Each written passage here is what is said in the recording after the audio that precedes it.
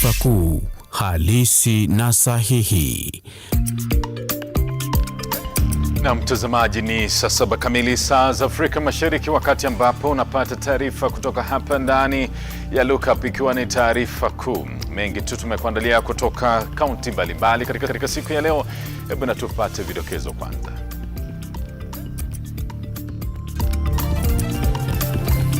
Hii ni taarifa kuu, halisi na sahihi. Mahakama yaamrisha Seneta Jackson Mandago kukamatwa akishukiwa kulaghai watu kima cha shilingi bilioni 1 kaunti ya Uasin Gishu. Rais William RUTO anafungua rasmi kongamano la 10 la ugatuzi mjini Eldoret.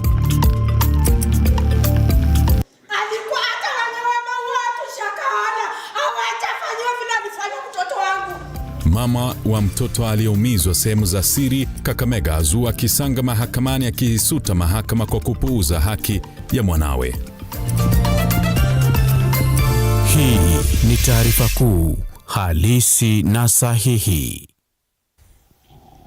Na matangazo haya yanarusha kwenye mtandao wa kijamii wa Facebook, ambapo tunapatikana Lookuptv, na kwenye Twitter tunapatikana @Lookuptv. Mimi ni Lame Kaungo. Tunaingia kwenye taarifa zenyewe, ambapo idara ya ujasusi imetoa ilani ya kukamatwa kwa aliyekuwa gavana wa Uasin Gishu na seneta wa sasa Jackson Mandago kuhusiana na sakata ya ubadhirifu wa fedha za wanafunzi waliopaswa kuelekea nchini Finland na Canada kwa masomo ya chuo kikuu.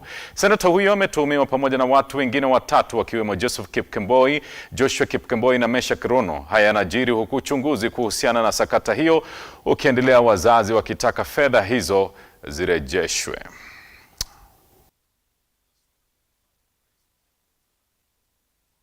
Kongamano la ugatuzi anafungua kongamano la ugatuzi mwaka huu hii leo kuadhimisha miaka 10 ya serikali za ugatuzi. Sherehe za mwaka huu zinaandaliwa katika uga wa Eldoret, kaunti ya Uasin Gishu.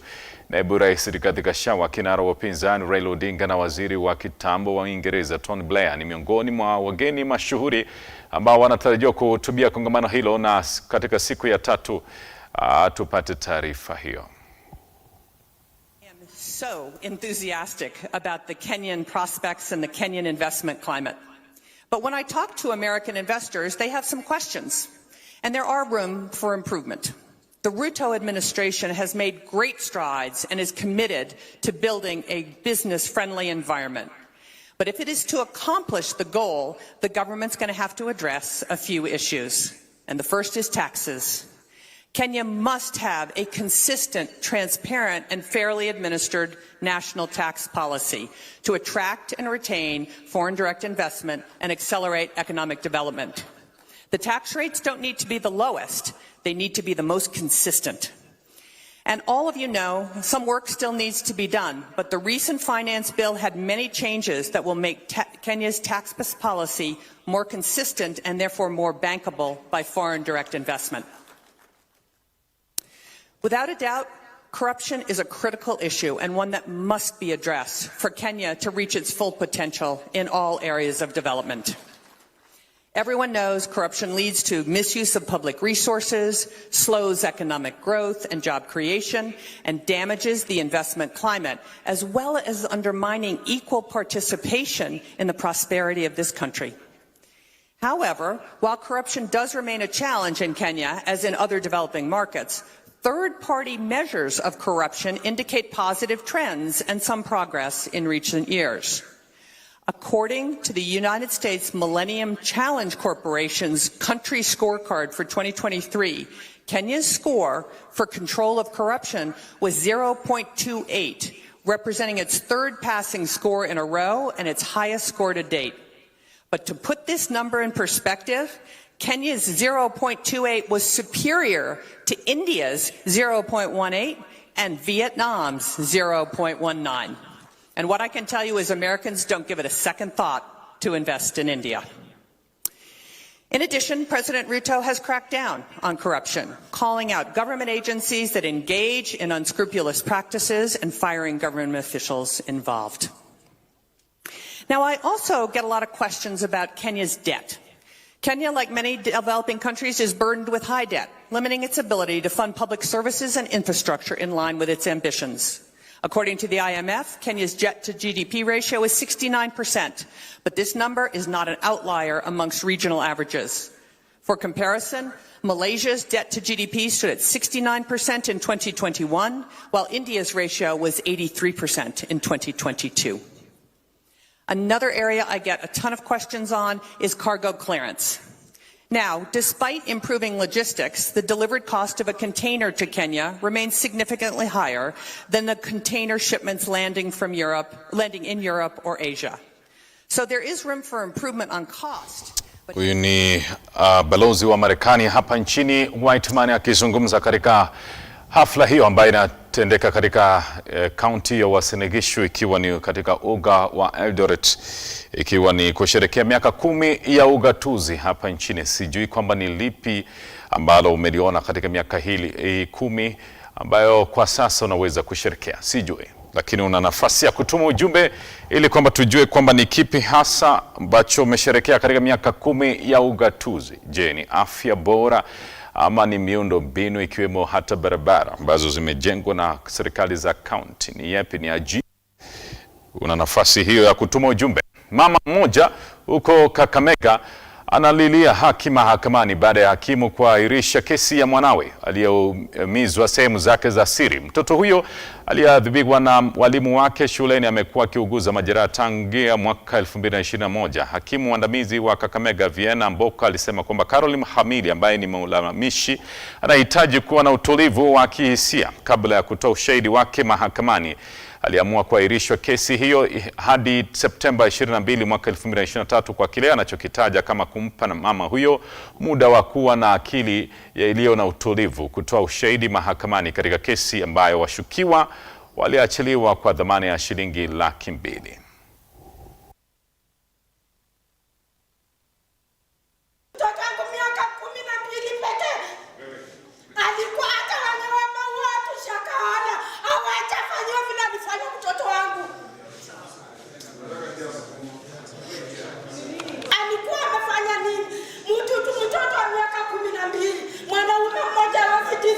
Mtoto watu wanaume watatu na mama moja auwe mtoto. This court that there were other parents and other students in disciplinary issues in that school on that day.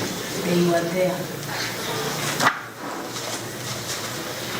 You know of any parent who has taken the teachers to court for assaulting their children?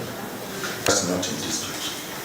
But Your Honor, just to look at both sides. These are teachers on whom this case has been hanging for now over 2 years. Now, before we took the break, we all realized the room was filled with a lot of emotions. I have tried to talk to the witness. We seated at the door. I don't think she's ready to proceed at this moment because her emotions are still high. A further date for the other witnesses. Nothing has stalled.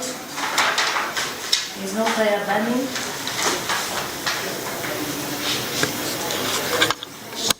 And there's clients are still teachers. Their jobs have not been affected in any way. We're only here to seek justice.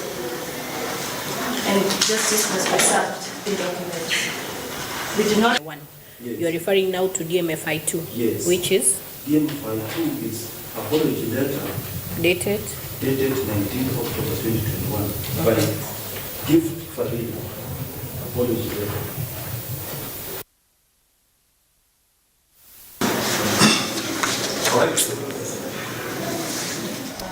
Na tukisonga mbele ni kwamba wanachama wa chama cha mawakili nchini LSK wanaendelea na msako dhidi ya watu wanaojifanya mawakili katika kaunti ya Murang'a na Kiambu. Haya yanajiri baada ya mwanamke mmoja kukamatwa na makachero wa DCI kwa madai ya kuwa alikuwa wakili wa mahakama kuu katika mji wa Maragwa.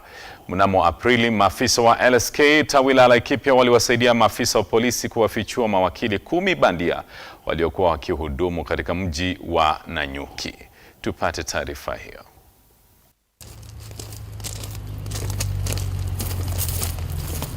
Today we conducted an operation of cracking down masqueraders within the region of Mandago, where we received information from a client who had sought service at an office dubbed as Chege by the Advocate. Her name is Faith Waitherero.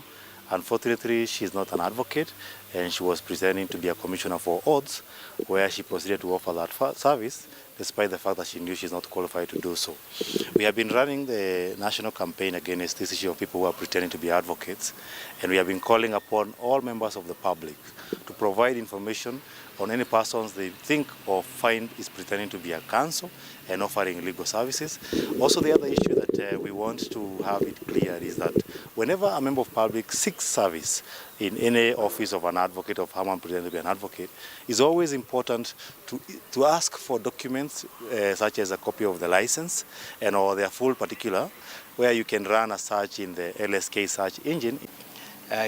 She was offering legal services, so we made our way there in the company of my colleague here, Steve Mbogwa, and the DCI officers based in Mandago. We managed to nab her. In fact, at the time that we got to the office, she was actually attending to some clients. So we managed to nab her, and we asked her for her particulars. We usually, as advocates, we have an LSK advocate search engine, where basically you can search for the particulars of any advocate within Kenya. So we asked her for her details, and she could not provide. We also asked for something we call a P105, that is a number that every advocate usually has to identify them. She could not provide the same. So we managed to arrest her with the assistance of the DCI officer at Mandago, and we are hoping that she's going to be presented in court tomorrow at Kenol Law Courts. Now we are calling upon members of the public to be wary of such people and actually to go a step further to verify, because losing a case, I think nobody would want to lose a case, and especially when you have a very good case, only to lose it on the account that the advocate who prepared your documents was not qualified to practice as such.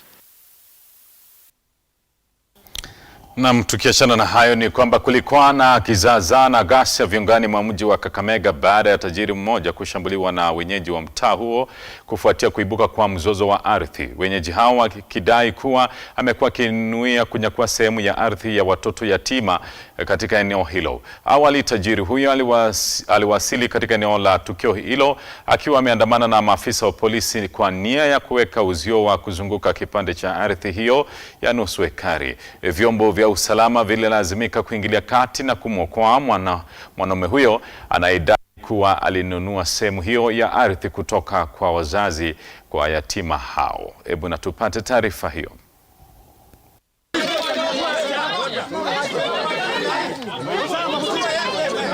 Dada hajaituambia ameuza shamba yoyote. Tumekuwa tukilima hii shamba kila wakati. Hata last time wakati dad tulikuwa tukilima nikamuuliza dad, hii shamba unaiona aje? Akasema hii shamba niko na vijana wawili, mmoja atamanage hapa na mwingine atamanage huku kwingine, atabaki kwa boma. Sasa anashangaa kuona ni nini inafanyika. Yaani tunashangaa.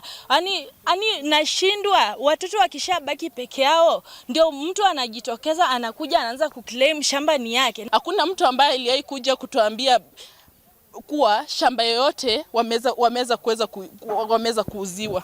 Inakuwaje baba ametuacha sisi ni mayatima, ameniachia watoto hawa. Huyu mtoto ukimuona hapa hivi ako form 4 in Mukumu Boys, ako under my custody.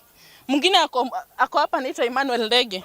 Huyu ako form 1 at Kakamega High School. Kuna mwingine ako Nairobi. We have Maureen here. Hao watoto ambao ni maachiwa kwa mikono yangu, baba kiaga, mama kiaga katika sambale, watapeli ambao hatuwajui, hatujai waona, hatujai wasikia. Wanakuja siku ya leo wanatuambia kuwa tutoke katika shamba ambaye baba yetu na mama yetu ametuacha, kuwa wanataka kufence shamba hii. Kwani ni haki gani Kenya hii kama mayatima? Mimi nimeishi hapa karibu miaka 25 years. Mimi nimewaleka kama watoto ni wadogo. Kila mtu alipata haki yake. Mimi mama yake alitangulia kukufa, akaacha watoto kwa hii shamba. Mandela amekufa, ameacha watoto hapa kwa shamba. Sasa hata mimi nashangaa leo, nani ametokea wapi wanakuja kufinza shamba. Najaisikia hata hatujai. Watoto nangangana tu maisha ya mayatima, si mnajua. Na sisi kama wananchi wa Kenya hii, Kakamega hii, kulinda haki za watoto mayatima na mama wajane. Ni jambo la kuhuzunisha ya kwamba mtu anaweza kujitokeza miaka 15 baada ya yeye kudai alinunua shamba hilo 15 years ago or 18. Ndiye anaamka leo when the late is dead, the wife is dead, anakuja kusema shamba ni lake. Hata kama ni sheria gani, kwa nini hakuja ule wakati alinunua? Kama marehemu angali hai. Hapo inakuonyesha kwamba kuna jambo fiche ambalo linaendelea katika shamba hili.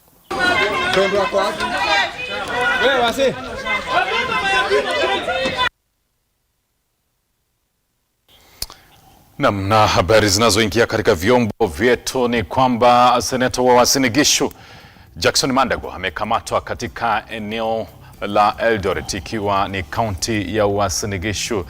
Mandago anakamatwa kuhusiana na kashfa ile ya kile ambacho DCI pamoja na hata wazazi wanasema kwamba aliwapora wazazi pesa zao kwa wanafunzi waliokuwa wanatarajiwa kusoma katika eneo ama katika nchi ya Canada pamoja na Finland. Imekuwa ni swala ambalo limekuwa likiibua hisia mseto katika vyombo vya habari na hata katika mitandao ya kijamii katika wiki zilizopita, ambapo wazazi pamoja na wanafunzi walitoa pesa zao nyingi tu kwa kusoma katika nchi hizo, ikiwa ni nchi ya Finland pamoja na Canada. Wengi wao hivi sasa wakiendelea kulalamikia uongozi wa kaunti hiyo, wakati Jackson Mandago alikuwa na hudumu kama gavana wa kaunti ya Uasin Gishu, ambapo wazazi walitoa pesa zao ili wanafunzi waweze kusoma katika nchi hizo mbili, ikiwa ni programu iliyokuwa inatoa wanafunzi hapa kuelekea nchi hizo mbili kufanya masters pamoja na shahada nyingi tu. Kwa hivyo basi hivi sasa amekamatwa, ikiwa ni kashfa ya shilingi bilioni 1. Wanafunzi pamoja na wazazi wamekuwa kilalamikia kwamba walitoa pesa zao na hakuweza kuenda katika nchi hizo mbili, na wengine wengi ambao waliweza kupata nafasi ya kwenda pale, basi hizo pesa hawakuzitumia katika shule, wengi wakifukuzwa kutoka shule mbalimbali ama vyuo mbalimbali ambavyo waliweza kuingia katika nchi hizo mbili. Swala hili limeibua hisia mseto hivi sasa. Jackson Mandago amekamatwa katika na idara ya DCI katika kaunti ya Uasin Gishu, ikiwa ni mji wa Eldoret. Itavutia mno sana kuona ni kipi hasa kitakachojiri kufuatia sakata hiyo, maana kuna wengi tu wakiwemo pia Joseph Kipkemboi na Jackson Kipkemboi wakiwemo ni wale ambao walihusika katika programu hiyo yote. Basi tutakuwa tukifuatilia kwa karibu kuhakikisha kwamba umeweza kumakinika. Tunachukua mapumziko, tunarudi na taarifa zaidi. Usiende mbali.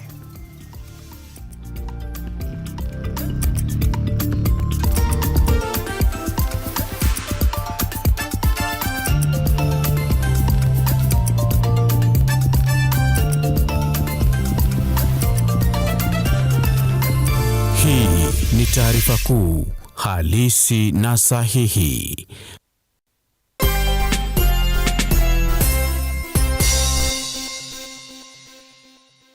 Nimekuwa nikicheza for long kama miaka 2 hivi. Ile tu kucheza tu, naona watu wanashinda, mimi nafikiria maybe siku moja nyota yangu itaonekana. Ndio hiyo siku Saturday nikapigiwa, nikaambiwa nimeshinda. So hata mimi nikustuka kwanza, ni vile marafiki wangu waliniambia wameona kwa TV yenyewe ni mimi. Na hivyo mwanze kufurahi tu na manduru. So kukua milionea kama ni hivyo overnight, nashukuru. Hivi that's the feeling. Plan zako za 1.2 ni gani? Sababu hizi ni pesa mob sana. 1.2 million si pesa kidogo. Plan zako ni zipi? Na mi plan yangu kwanza ni kuongeza accessories, kwanza nafanya movies na accessories. So sasa hii ni kuongeza zile accessory stock niko nazo, niongeze zaidi ndio at least biashara imarike zaidi. Haya, kumalizia unaweza ambia nini wa Kenya juu ya Loto? Loto ni ukweli? Mimi sikuwa nafikiria nitashinda, lakini waendelee tu kucheza. Hiyo tu kuekelea hiyo 50 bob in a period of time, haujui nyota yako itaonekana lini. So mimi naweza waambia mcheze. Hata wewe unaweza kuwa overnight millionaire kama mimi. Over 18s only. Gaming can be addictive. Play responsibly. This message has been approved by the BCLB. Changamka, cheza Loto.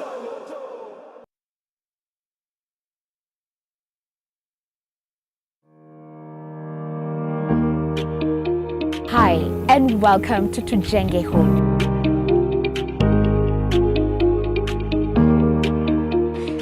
#1 show when it comes to all things architecture, real estate, property development, interior design. You get it right here on Tujage Home. When the food is ready. You want to serve them? Dinner is served. Yeah. Let's go. Let's go.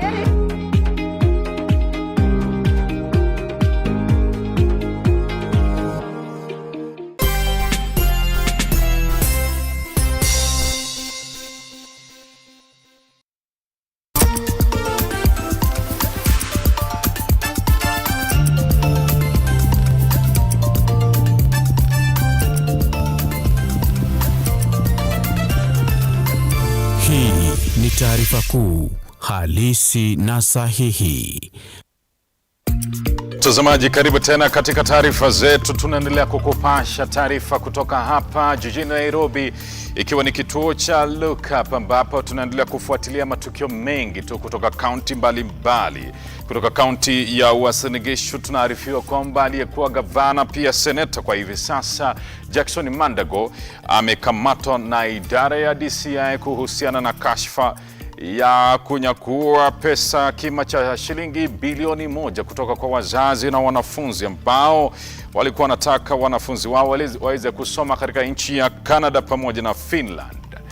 Tutafuatilia sana kwa karibu ni vipi swala hilo litakavyoshughulikiwa na idara hiyo ya DCI, ikiwa ni swala ambalo limeibua hisia mseto katika mitandao ya kijamii na hata kote katika vyombo vya habari. Tutafuatilia kwa karibu kuhakikisha kwamba umemakinika. Hata hivyo, Rais William RUTO ameweza kulizungumzia swala hilo na kusema kwamba yeyote aliyehusika katika kupora mali ya wazazi atachukuliwa hatua. Hata hivyo, pia amesema kwamba baadaye serikali itashughulikia wale wote wanafunzi waliweza kuathirika. Tunasonga mbele na taarifa zetu, ambapo ukosefu wa usalama ni mojawapo ya swala lililojadiliwa katika kongamano baina ya maafisa wa polisi na wakazi wa eneo bunge la Bonchari lilopo katika kaunti ya Kisii. Kamishna wa kaunti ya Kisii Tom Wanjera akizungumza na wakazi hao katika kongamano lililofanyika katika shule ya upili ya sekondari ya wavulana ya Itirio, ameweka mikakati thabiti ya kuwakamata na kuwatia mbaroni wahalifu ili kudumisha usalama katika kaunti ya Kisii. Hebu na tupate taarifa hiyo.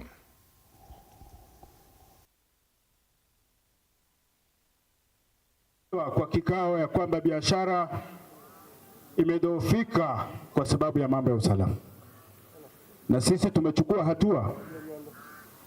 Kuna vijikaratasi nimesema mpewe, kwa sababu niliambiwa ya kwamba viongozi wa hapa wanaogopa kutaja wezi, viongozi wa hapa wanaogopa kutaja majambazi.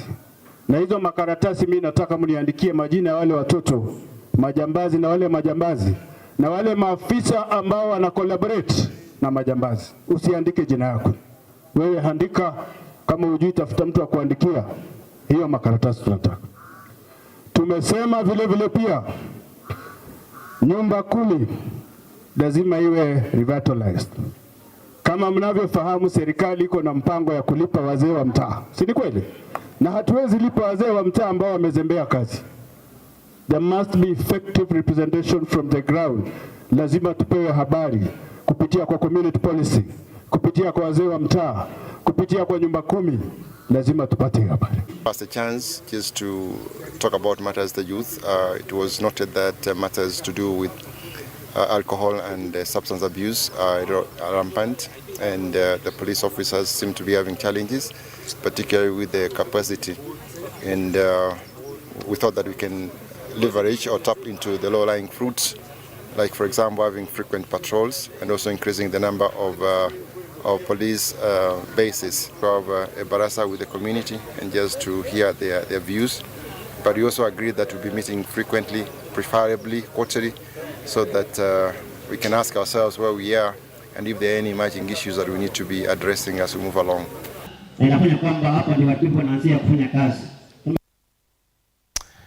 Naam, tukiachana na hayo ni kwamba naibu rais Rigathi Gachagua amesema kwamba serikali ya Kenya Kwanza itaendelea kufufua barabara zilizokwama, ujenzi wa barabara uliokwama katika eneo ama bonde la Ufa, akisema kwamba serikali ya Kenya Kwanza ina lengo la kuhakikisha kwamba barabara hizo na miradi yote ya serikali inaendelea katika ujenzi wake. Hebu na tupate taarifa hiyo. Hamwezi kaa kama watu ya kijiji. Kwa hivyo huyu minister wetu Kipchumba tumemwambia ahakikishe hii Eldoret imekaa kama city. Na kwa hivyo hii ni moja na iko zingine ataeleza. Tunataka hii town ikae sawa sawa, mkae ki-Eldoret, mkae ki-city, ndio mkija Nairobi tunafanana na nyinyi. Si itakuwa sawa sawa? Mnajua tulipopata uongozi tulikuta bolea ikiwa shilingi 7,000. Ilikuwa imepandishwa na wale jamaa. Ndio hapo rais akaagiza na akatoa amri ikapunguzwa mpaka 3,500. Naye Mwenyezi Mungu akatubariki akatupatia mvua. Tumepata mazao ya sawa sawa. Na juu ya hayo rais tena amepunguza kutoka 3,500 mpaka 2,500. Na hivi karibuni tunataka kufungua National Cereals and Produce Board ya kuchukua mahindi. Na hivi karibuni tutatangaza bei. Na tunataka hiyo pesa ikipatikana, hatutaki mambo ya mabroka, italipwa ukilete within 48 hours unachukua pesa yako unaenda.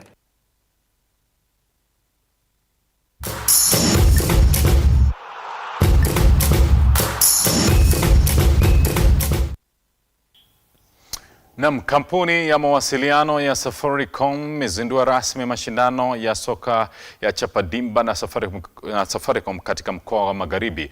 Timu 8 zilizo katika kaunti mbalimbali mkoa huo zitashiriki fainali za mashindano hayo kuanzia tarehe 26 hadi 27 mwezi huu katika uga wa Buhungu, kaunti ya Kakamega. Tumefurahia sana na tunataka mafanzi wakuja kwa wingi. Venye juzi tumekuwa tena na michezo ya secondary school, mafanzi wamekuwa wengi. Tena tuna expect mafanzi tunawaambia wakuja kwa wingi. Tumefurahia sana na vijana wetu wameanza wako na talanta iko Kakamega. Kakamega ndio kuna talanta, lakini kwa watu wa kusponsor talanta ndio hatukuwa nao. Vijana wetu wamekuwa wakiumia sana. Tunashukuru Safaricom sana kwa kuleta hii initiative ya Chapadimba. Imesaidia vijana wengi. Sisi wale ambao tunaongoza mpira katika mashinani ndio tunajua shida ambazo vijana wetu wanapitia. Mimi kama kiongozi naweza toka niende mashinani kule nione kijana mzuri, lakini huyo kijana vile utamuexpose kwa watu ambao wanaitwa agents wa Kenya hii, ndiposa wakaweza kumchukua kumsaidia kunacha talent yake, inakuwa ni ngumu. Lakini tukiwa na mashirika kama Safaricom na hizi programs za Chapadimba zitatusaidia sana. So siku ya leo tunafanya ile countdown, na countdown kutakuwa na vitu mingi tunafanya. Kitu ya kwanza tunafanya, kutakuwa na free medical camps on the 19th of this month hapa Kakamega, approved school. Kutakuwa pia na digital literacy ambayo tutafanya hiyo pande ya Bungoma. Youth engagement, kutakuwa na campus engagement ambayo tutafanya training hapa Muliro Gardens, na pia hiyo ile engagement ya community ile ambayo rigi yetu inazunguka ile track yetu inaonyesha watu na inaonyesha watu vile mchezo inachezwa. Na timu ya soka ya 3K kutoka kaunti ya Embu imezindua mpango wa miaka 5 unaolenga kuimarisha klabu hiyo na kuiweka katika ngazi ya kitaifa. Mojawapo ya mikakati timu hiyo ni ujenzi wa uwanja wao wa nyumbani pamoja na kuanzia akademia ya wachezaji chini ya umri wa miaka 20. Uzinduzi huo ulifanyika mjini Embu na kuhudhuriwa na viongozi mbalimbali akiwemo gavana wa kaunti hiyo Cecily Mbarire.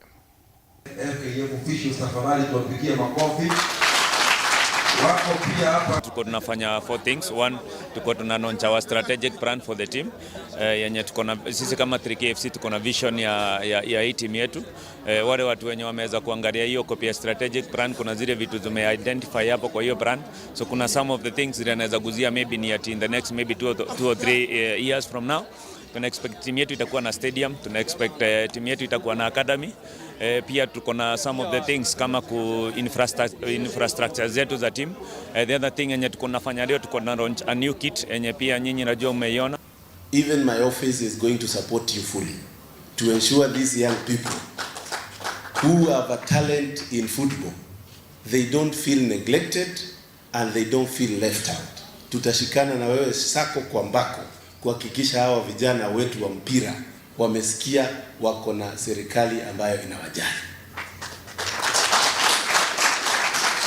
Do we want to come up with a team that can now face other counties in the Republic of Kenya? I am keen to have Embu shine in that platform, and I believe 3KFC has just started this journey for us. So we will be, and that's why we are putting money in sports. And we don't want to be doing this during elections.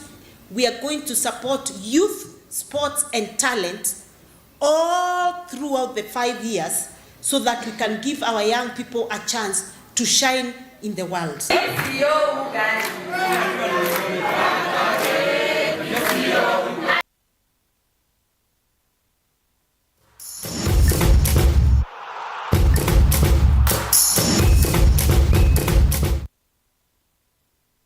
Na mtazamaji, tumefika tamati mwa taarifa zetu kutoka hapa katika kituo cha Lookup. Saa 10 kamili kuna trending news na saa 1 tutakuwepo hapa kuhakikisha kwamba umemakinika na taarifa zaidi mengi tu. Tutakuwa tukirusha katika mitandao yetu ya kijamii Facebook na hata Twitter kuhakikisha pia umemakinika na taarifa zetu. Tukutane wakati huo. Nimekuwa wako Lame Kaungo na mwelekezi wangu akiwa ni Shila na Bwala.